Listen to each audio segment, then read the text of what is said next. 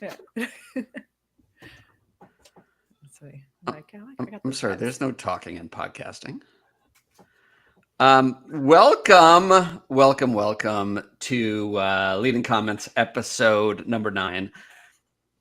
I'm Jeff Matlow. You're Natasha Wallstra. I'm not even going to say who you are, but we are excited to have you here. And today we're going to talk about why are there so many coaches out there and why should you care? But first, I'm going to hand it off to Natasha to introduce Robb. Thanks. Yes. So we have Robb Gilbear today. He's the founder of Growth Habit. He's a DJ, a producer, you're an author, a community builder, and obviously a coach. At least I hope so. But you know, you're one of the coolest guys I've actually met on LinkedIn. And I don't even remember which rabbit hole it was that brought us to each other's lives, because when we had our first one-on-one, you actually showed up with, I think it was a porcupine on your head, emulating my plant pot on my head from my profile picture. And I was just immediately we're going to be BFF. So I'm so grateful we met, and I'm so glad you're here today. And I think I even introduced you to you as well. And that's how this all came about. So welcome. Thank you for having me here. Yes, when I saw the picture of the plant on your head, I got really excited because in my community, my profile picture in there is me with a plant on my head. So when I came across you, I messaged you and I was like, amazing. And here's the picture. And let me just jump in and say, I recently read your book. And when I say recently, it was a couple months ago, but it is a great book. And it's the story of your life and your journey to essentially where you are now. And the purpose of this talk today isn't to go into your life, but I just need to mention it because it's right there behind you, actually. Yeah, hold up a copy. Die before they do. So it starts off, again, your childhood and then into being a DJ. And I've got to say, DJ Robb, your stuff is awesome. I listen to a lot of DJs. I now listen to you when I work. And then through some entanglement with some drugs and alcohol and maybe some officers of the law, some peacekeeping, and into entrepreneurship and where you are now, coaching. And I feel like I know you more than you want me to, but it also gives really good background into your journey into coaching and why I coach. And, let's start off with, listen, you're now one of millions of coaches out there. Why are there so many? What's happening in the world right now? It's funny that you say, and it really is millions, because I shared with you too last week, I was prepping for a workshop and I thought I'll just look up a couple coach titles on LinkedIn out of curiosity. And I checked mindset coach and it got over 1 million responses. And I was like, okay, well, what happens if I enter leadership coach in LinkedIn? Over 4 million. It said 4 million plus, minimum 4 million people are using that on LinkedIn. So there is so many. And there's 3 big reasons why this is happening, in my opinion. The first one is a return to entrepreneurship. If we go back a couple hundred years ago, everyone was an entrepreneur. Very few people worked for others. You had a farm, you had a store, even the pastor with his church was trying to put bums in seats. He was an entrepreneur. They were an entrepreneur. So, and then we had this shift towards working for others, into urbanization, into moving for cities where everyone was employed. And now we're on this shift now where companies are not hiring at the same rate. People aren't staying in jobs at the same time. There's not the pensions, and there's a return to entrepreneurship.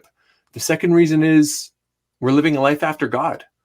And the census data, for as early as it's been tracking how many people are part of a church, a synagogue, or a mosque or something, is in the 30s in the US. And it was 75% of people at the time responded, or 77%, that they were a part of some religious organization.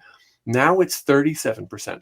So there's millions and millions of people who are no longer a part of those groups. And whether you're religious or not, to just put that aside and think about, if you're a part of those groups and you're struggling in your relationship, you're trying to make a difficult decision at work, if you don't know what to do with your business, you would go seek out elders in those groups. And it's not like being a human has suddenly gotten easier.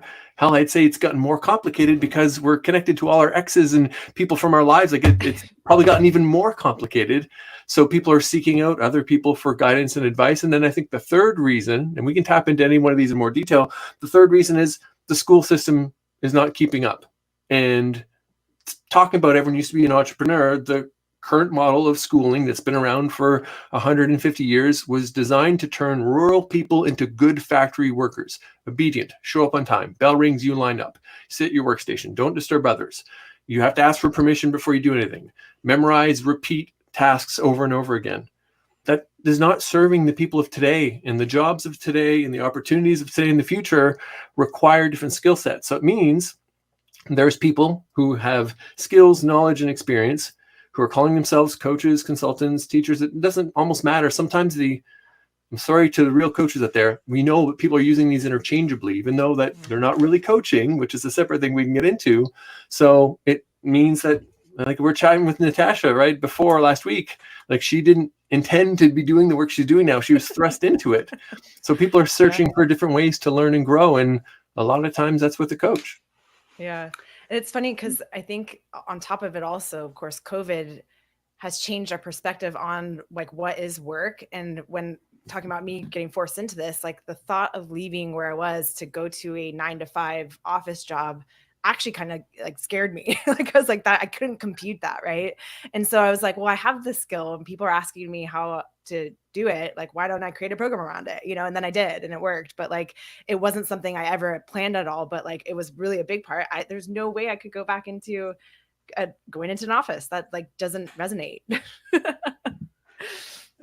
I think your comment about the school systems failing is really insightful and interesting. And one thing I talk about a lot is that a few of the most important things that are required for every single company, you don't learn in school and the companies don't teach you, right? Like you gotta you gotta know how to interview and hire great people. Nobody's teaching that. They don't teach it in school and they don't teach it at the company. You also decision-making, like how do you make a good decision? They're not teaching that. And then like how do you manage somebody?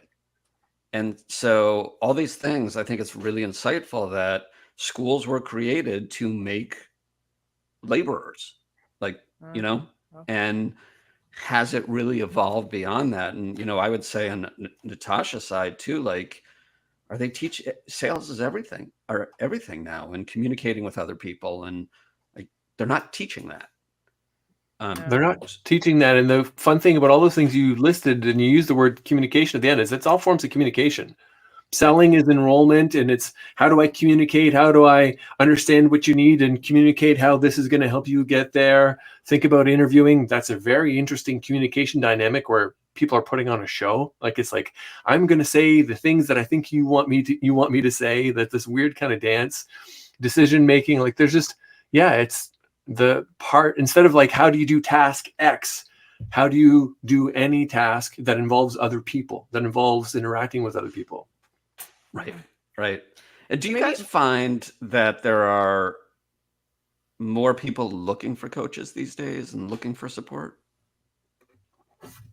I think so. And I think for the last two reasons, I'm struggling in some way, shape, or form, and I don't have the same elders or community support that I would have had before.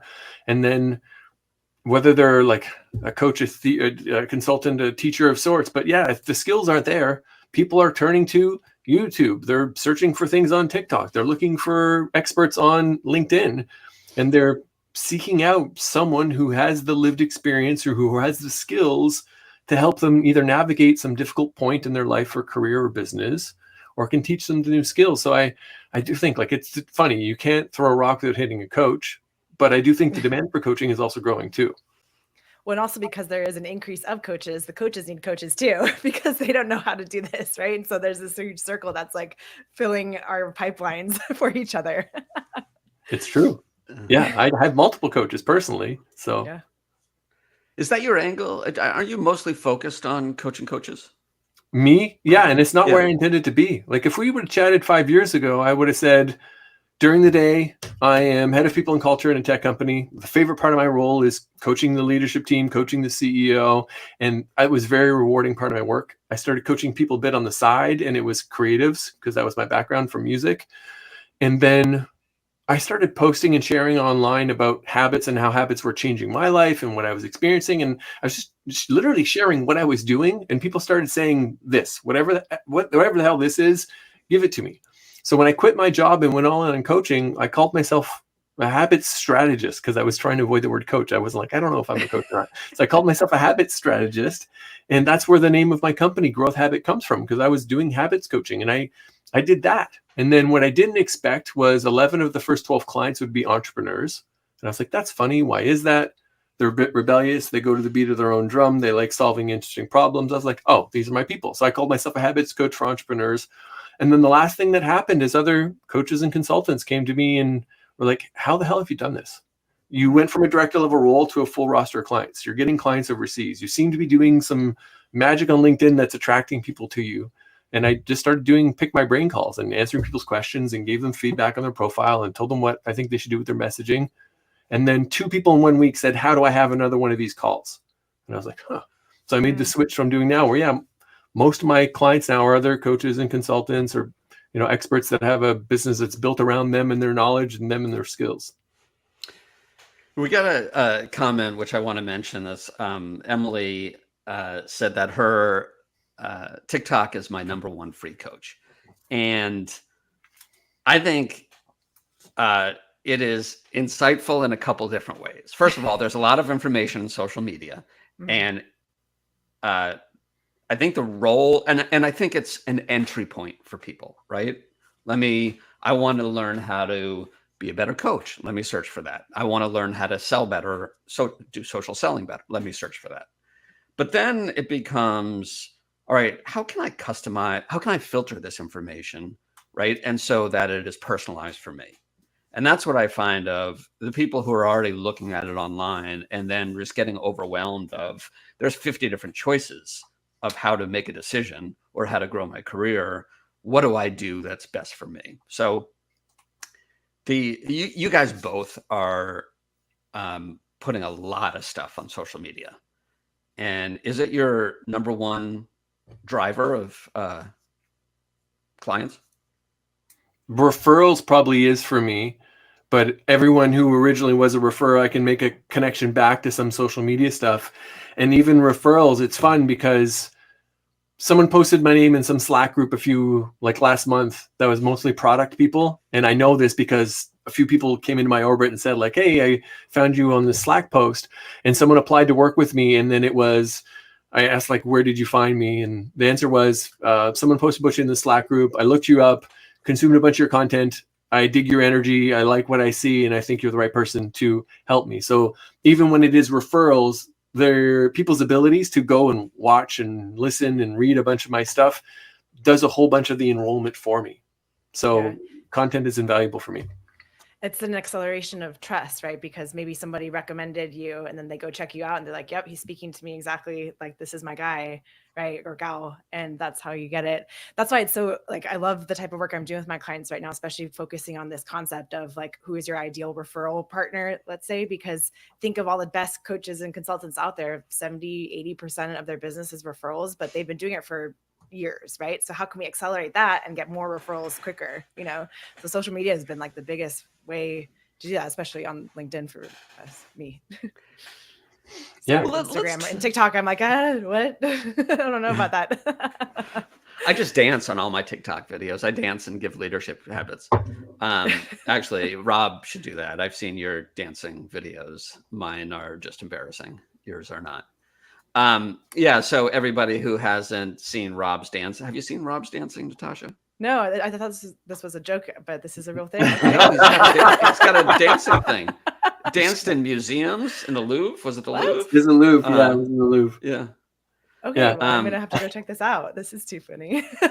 Yeah. So the things to watch. I'm not sure Robb is gonna like me saying this, but I'm going to anyway. Dancing videos, Robb G dancing videos, and then the Robb G, DJ Robb freaking out. Do search for that one. That one went viral. That one's awesome. It's the gift that keeps on giving. I'm okay with you mentioning because it's in the book. And the thing with the me dancing is some of my earliest memories like was dancing to music. My mom played a lot of disco and funk around the house. I have memories to dancing to Michael Jackson on a picnic table to entertain the neighbors. And then my first career as a DJ, music producer, and record label owner, I grew up in raves. I grew up at after hours, and I danced every weekend for hours and hours and hours, and I still love to dance. So once in a while, I'll still post a video of me just busting loose in my kitchen or living room or something. And there's one video of me dancing in Paris, including in front of the Eiffel Tower and in the Louvre. And then the other thing that Jeff's mentioning is in my DJ days, there's someone who was harassed me while I was DJing, and I blew up on the person. And then that clip got shared and ended up being front page of Reddit, front page of Gawker, front page of BuzzFeed. It was featured on Tosh.0. Oh, wow. And it really was like I was front page of the internet for a week or 2 weeks, and it was an insane experience because my inboxes everywhere blew up, and it's weird. It's a really weird thing to experience. Did you get any business from going viral? I squeezed one more tour out of it because I was retiring from DJing, and then I named that tour based off of something I yell at the woman who's bothering me in the video, which is "Get Out of Here." So I had like my last hurrah tour called the "Get Out of Here" tour based off the video, and played some cities on the West Coast and played a couple last shows, and yeah. Wow, amazing. But that goes to show too, though, like when you're thinking about who is the right fit for you as a coach, right? And you see like, oh, he likes to dance. Like this is personality, like, cause it's not just all professional tactics and, growth habits and stuff. Like we want to get to know you. And this is part of it, right? It's showing up as you. And well, that's such a good point, especially if let's go back to if you're a leadership coach and there's 4 million people out there, there's someone who would choose to work. If you and I were doing the same thing, someone choose to work with you because you're a woman, and they would like, I don't need to hear from another white man. I'm full with getting guidance from white men. And someone else would subconsciously choose to work with me because they know that I know the struggle of hair loss. Like the amount of clients I have who are bald is totally out of proportion, way out of proportion. And same thing, a lot of my clients are creative, have done stuff in music, are comfortable expressing themselves creatively because I have this creative background. So yeah, you showing who you are outside of the work is a huge differentiator in a noisy field where there's so many coaches and so many different consultants and people trying to, hopefully connect with potential clients. Let's talk about the field is so big and finding the right people to connect with. I've got opinions, as you guys know. They're right in my head before they often come out of my mouth. But, I often get asked, what coaching certification do I have? And my coaching certification is 30 years of doing your job, right? Like that's my answer, essentially. I say it a little nicer than that. But I feel like in many cases, certification is just a way to say, yeah, I haven't been there, but I went to a course that told me how to be there. And it's not like that for everybody. I don't want to generalize. But how do you tell the difference between, how do you find the coach for you, right? How do you weed through the masses? Mm-hmm. All right. Well, let's answer the actual question, but let's start by talking about the explosive device that you just placed on the table first. Because look, and this is something that I spent a lot of time thinking about, and I'm a high school dropout and did not go to college or university, but I have this framed thing from a university because I did a 3-day successfully coaching and mentoring individuals and teams. I did this, and I did another like weekend thing from the Certified Coaching Federation. I don't have like an ICF or all that other stuff, but I did take some things to sharpen my tools and to learn other skills as a coach. And I do think those who pursue those certifications is a way to get better at the art of coaching and to get better tools and understand it. And you cannot do those without being coached immensely yourself, which creates immense self-awareness. For those reasons, it's super, super powerful. However, if you're doing that as a replacement for your natural abilities, you talk to like experience, and because I don't know, 3 months ago, I spoke to someone who was 23 and telling me that they were thinking of being a relationship coach. And I was like, tell me of the depths of your relationships. Tell me of your failed experiences. Tell me of cohabitation with a significant other. it's not there. It's missing. So I held at the peak of Clubhouse in the pandemic, I held a room, and it went on for a couple hours, where I think the title was, "Do you need a coaching certification?" And it created some really healthy debate, and it was fun to hear the discussion. But I asked every single person who came through, and we're talking, I think 57 people were on stage, and probably a couple hundred came in and out. Not a single person had ever had a client ask them if they had a coaching certification. The only time I've heard of it is people who are trying to coach internally in organizations. And even then, the asterisk has been the only 2 times is when those companies are more conservative, like financial, like a banking or an insurance company. So that aside, it's not something that people ask for, and it's not something that you necessarily need. So I just want to talk about that, because that was a bit of a thorny thing you put on the table, and I think it's worthwhile chatting about. And how do you find the coach that's right for you is the question you asked, though. You can coach people without having been through what they're going through. Like, I've coached people who have multi-million-dollar businesses who are facing challenges that I have not faced. You can absolutely do that.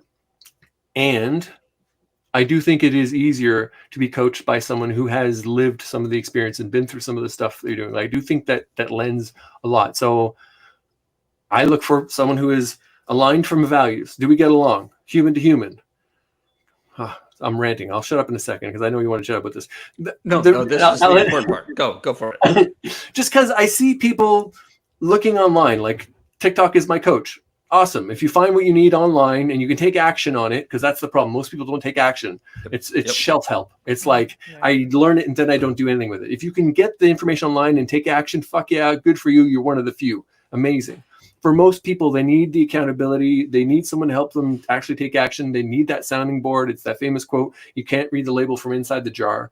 And if you're going to trust someone to read your label, if you're going to trust someone to guide you through difficult situations, when you're feeling stuck, when you're overwhelmed, alignment on values. Because if you're trying to grow your business and this person has no children and they're okay working 18-hour days and you have 2 young children, it might not work the same. If this person really prioritizes efficiency and you're big on creativity, it might not work so good. So there's lots to think through. Experience is one, but just alignment, perspective of the world.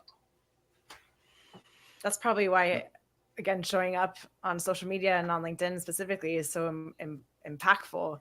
Is that something, like, with the coaches you coach, do you see that people struggle with that, of putting themselves out there, or is that changed now?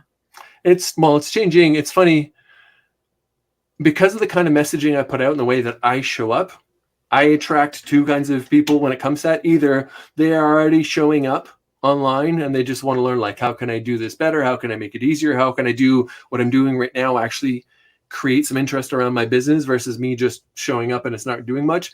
Or if they're not yet, they want to. They see it. They're like, I can see why that's valuable. I want to do it, but I just don't know how. So there's at least this desire to do it. And it's the best filter. It's the absolute best filter for everyone, to just not waste other people's times or your time. Like, I sometimes say, someone should not have to get on 2 Zoom calls with you to figure out that you really love dogs, don't care for cats, have a sense of humor, and, love taking nice pictures. Like, why make it hard for people to know these little things about you? Don't have to share your trauma, but people buy coaches, not coaching. And I think that's something that people lose sight of. Yeah. I'm making notes now to change my homepage. Like dogs, don't like cats. Take pictures. That's pretty much me. That's my pictures pitch. Too. Yeah, bridge. I take pictures of bridges. Put them up. Yeah. Going back to the, like, calling myself a coach, I actually thought and referred to my program as just training and accountability. Originally, I was like, there's no way I can call myself a coach, because, like, I don't have the certifications. Like, how can I, like, all this thing? It wasn't until one of my clients referred to me as the most incredible sales coach that focuses on relationship building. I was like, well, that's interesting. I'm a coach. And in sales, no less. Like, I didn't even know I was in sales, kind of kidding. But, like, it was getting that permission from a client to then say, like, okay, I guess I am a coach. Like, I've earned that now, I love that you had that spoken onto you. Like, someone gave you that label. They're like, this is how I see you. This is who you are to me. And you're like, oh, wait a minute. Maybe I can embrace this. Yeah. It's a pickle jar, the label outside. Like, I couldn't read that, Does it always have to be a pickle jar? I wish it wasn't, because I hate pickles, and I talk about them all the time now because I love know, that flow. like that's always gets me. It's like me saying olive jar. I don't like olives. Like, first of all, why would I be in the jar? I'm agnostic of the type of jar. I just say the label outside the jar, but Natasha really likes making it a pickle jar, which is funny because I've heard you say it a few times now, and I might find myself now calling it a pickle jar. Well, do you know you've seen those jars where it's you pull for the instructions in the back, right? So are they solving this? Like if you get caught in the jar, the instructions are there.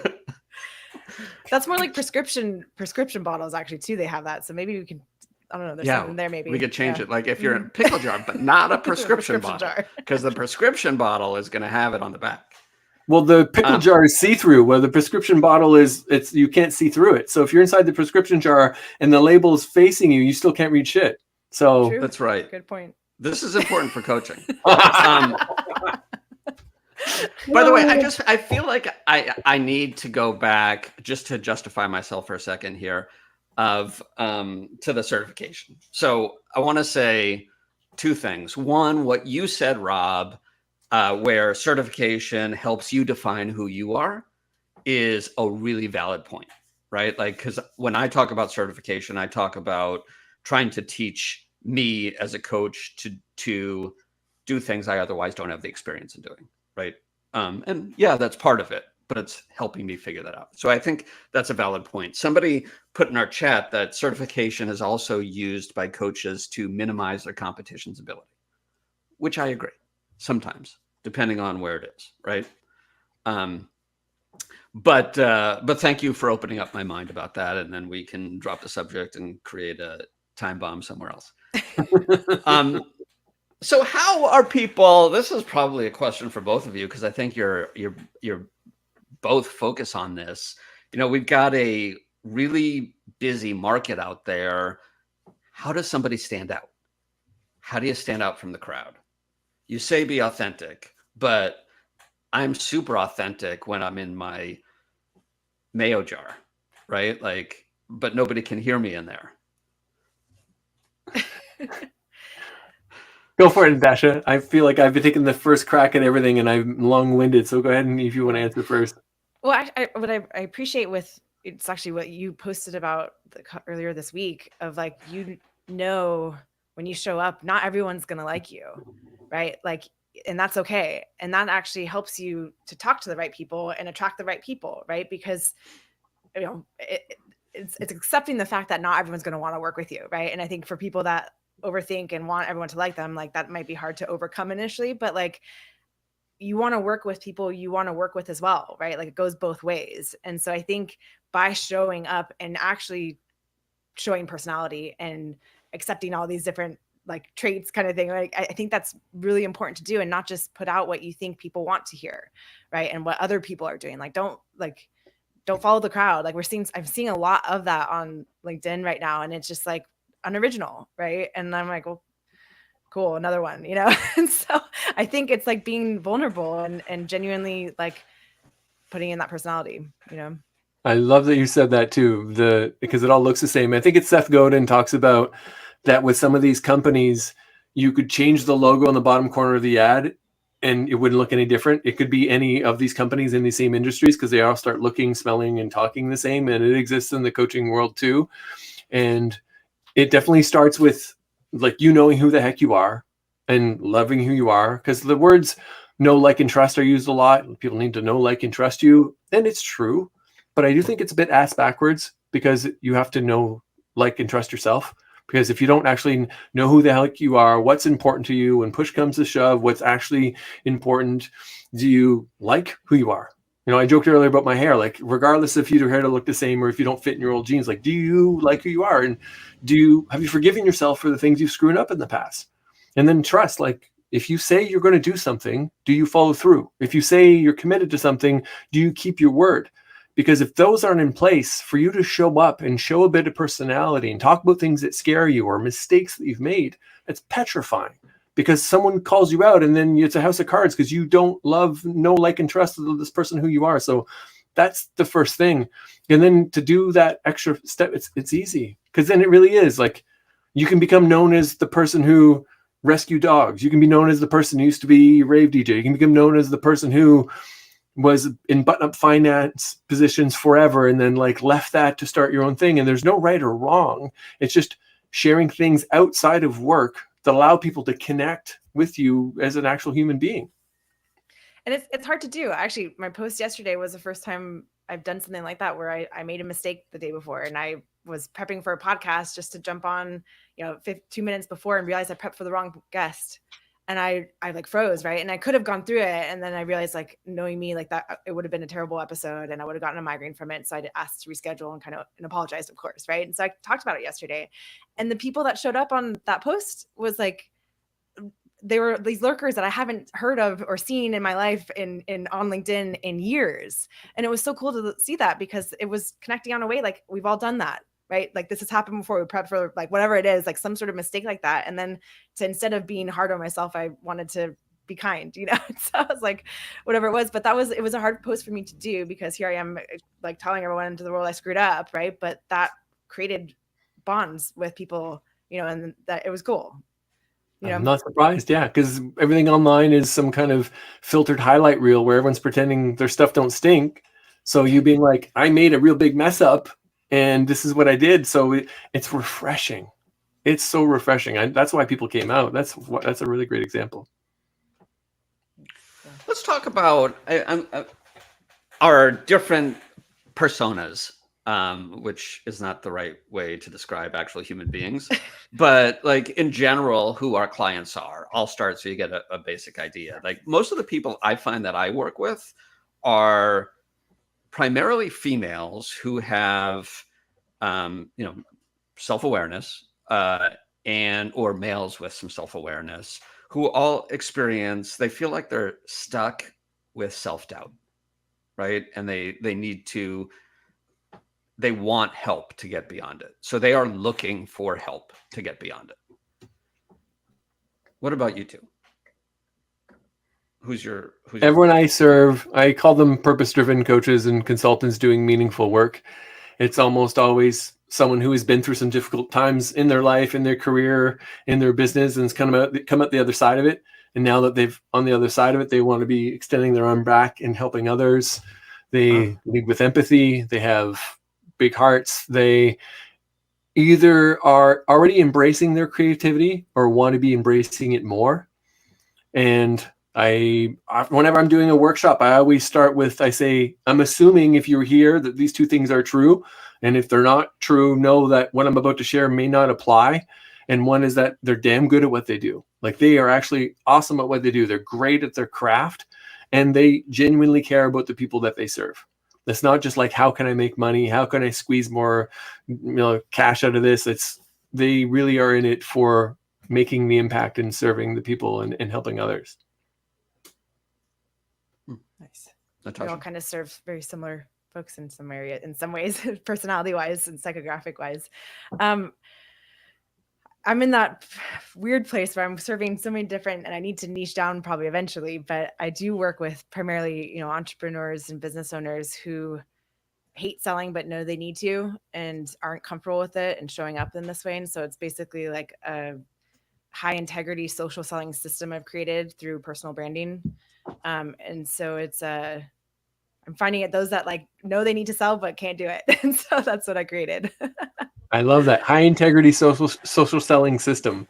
I love the ring to it. And for me, I find myself, you're right, there's a lot of overlap, because I will sometimes jokingly call myself a translator, where I find myself translating things that others would call sales and marketing in a way that people can do this in a way that they feel good about. And it's so important to the people that I serve that I don't even use those words. Like, publicly, I'll never use those words. I talk about enrolling and inviting others, and I talk about getting your message out, getting the message out, instead of using the words marketing and sales, because even those words can be a little icky to the people that I love to work with. It's funny you say that. I feel the same way with personal branding. Like, that term is just like that. People have that, like, vanity ego project. No, it's showcasing your expertise. It's just showing up, Yeah, agreed. So there's a topic that has come up 4 times for me this week in 4 different ways. And I want to bring it up because I think it is an emerging challenge out there. So I have two friends, parents of kids that graduated college, and the kids are having a tough time finding jobs because they're not networkers, right? And in today's, I think there are a few things here, right? In today's day and age, the one with the biggest network wins, right? Like the people when there's so much competition in finding jobs that the ones that rise to the top are the ones that are visible for the most part. It used to be you send a resume, you give them a call a few times, and until they look at your resume, and but that doesn't happen. Nobody picks up a phone. We call this a phone, but it's not a phone. It's actually does other things. I didn't know it had a phone until 10 years later. And so I think that there's a whole Gen Z, Gen Alpha challenge of how do they engage? Like, how do they find the jobs and stand out among the masses, right? And I think it's really, really hard, and it's getting harder with all the noise out there. Well, and going back to like our schools not teaching this type of stuff, like I spoke at the business school at University of South Carolina earlier this year, and all the students there still thought LinkedIn was just for job searching. And I was like, guys, like there's so much opportunity. Like look around you and add everybody in this room, right? And in your next class, do the same thing. Your professors, add them as well. Start intentionally looking at your network as your true relationships, right? And build it now. Like if you can imagine if I'd started doing this in college, like it would be insane. Like all those opportunities you didn't know existed, right? And so the fact that like they're not even teaching this in schools, really, I mean, like it upset me a little bit. It's true. It's changed so much. I've got a client, and her name's Anna, and she talks about creating career insurance. And creating career insurance means that you have set yourself up in a way with creating a presence and being known and building your network and building relationships that you never have a hard time finding a job. And then when the layoffs start to happen, you're never the first one to let go. And you have this power, because we were all chatting from the point of view earlier as far as an entrepreneur building a business, leveraging these things, but it applies the same way if you're an employee. And it makes me think of the famous Bill Gates quote from 1995, where he said some version of, in 5 years, there's going to be the businesses that are online and those that don't exist. And I think that we're at a precipice now where it's the same thing as an individual. There's those who have created and will create an intentional presence online, building a network and relationships and becoming known for something. And then those that will just perpetually struggle, whether they are an employee or they're building a business. That's scary, right? It is. You got to compete. All of a sudden, you got to compete with billions of people. I mean, with the remote workforce now, right? It used to be, okay, I'm competing with everybody that's within 30 minutes of the company I want to apply to. Now it's everybody in the world. When you look at a job posting on LinkedIn, within 20 minutes, there's 140 people that have already applied for any given job. I don't know what we solved in this conversation, but I feel like we solved a lot that we'll figure out at some point. Is there anything else we need to solve right now? Is it the pickle jar or the prescription jar? I know, yeah, right. And I said mayo jar before, and that kind of disgusted me because I don't want to be stuck in a mayo jar. I feel like that's just too much mayo to inhale. In the pickle jar, is there pickle juice in it? Or is it an empty jar? There's pickle juice in it, because if you keep the pickle juice after, you can make your own pickles. You can put cucumbers in there and make your own pickles. That's a good point. My father drinks pickle juice right out of the jar. But that's not the bad part. I believe he also drinks the juice out of the tuna fish cans. Oh. Yeah, I know, right? Talk about generational differences. The generational differences exist in many different ways. So how do you show up online, right? And then the things that they are willing to eat and drink. Yeah, I was thinking of being a coach for people who drink weird juices, but I'd have to understand that, and I just really don't want to. Yeah. Somebody wants to know why it isn't a jam jar. Jam jar. It's actually, that brings up a whole different topic. Oh no. Robb, what are you promoting and why, and where can people find it? So where people can find me, my main online hang is LinkedIn. It's where I spend the most of my time and my energy. I do moonlight a little bit on Instagram. I share a bit behind the scenes there, posting on stories. I have a bunch of content that publishes on Instagram, but that's just like being published, and I don't engage there as much. And if people really want to dive in my world beyond that, my website, growthhabit.org. I have a weekly newsletter where I give very actionable and practical things away. And you can even go to my website and go through all the back issues before you decide, like, is this worth me giving my email address for? Like, you can suss it out first.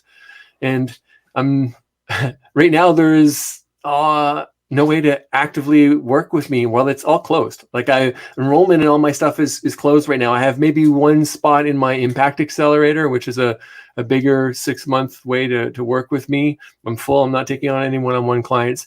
And 72 hours ago, I closed the enrollment to my new community, which is exciting and fun. And there's like a founding members energy in there right now with these wonderful humans. And it really is for these purpose-driven coaches and consultants that want to build a business doing meaningful work without doing anything that feels icky. And it's fun. Like, the community aspect is a lot of fun. Awesome. Natasha, you got anything to promote, and where can they find it? I'm still working on that dang newsletter that's causing me these existential crises, you know. So that'll be out soon. Stay tuned, please. But at least I got like that tagline done. I'll probably write about this whole experience as my first newsletter because it's tough. Yeah. But LinkedIn, you know where to find me on there. That's where I spend a lot of my time. I just did get on Instagram as well, actually, Rob. So I'm trying to. A lot of my clients live on Instagram that need to get onto LinkedIn. So I've been testing that out, and it's a scary place to be, but giving it a go. Amazing. And I've got a masterclass on accountability at work that I'm putting on. So you can find the link on my LinkedIn, or go to Linktree/Jeff Matlow, and my newsletter, The Best Leadership Newsletter Ever, and my podcast, The Best Leadership Podcast Ever, are all there as well too. Robb, it has been, there's pleasure and there's this conversation. And then there's jars down here somewhere. You are always awesome to talk with, and we are so happy to have you here. And listen, my personal thing, I am continually impressed and inspired by everything you do. Oh. And having read your book and understanding your background, I'm even more inspired by everything you do. So thank you from me to you for that. And we appreciate you. Thanks, you, Rob. I feel the warm and fuzzies. It's like getting a big hug. Appreciate you both. Grateful to have been a guest. And thank you for the conversation, the laughter, and the sore cheeks. Now, go get a jar. Yeah. Thanks, guys.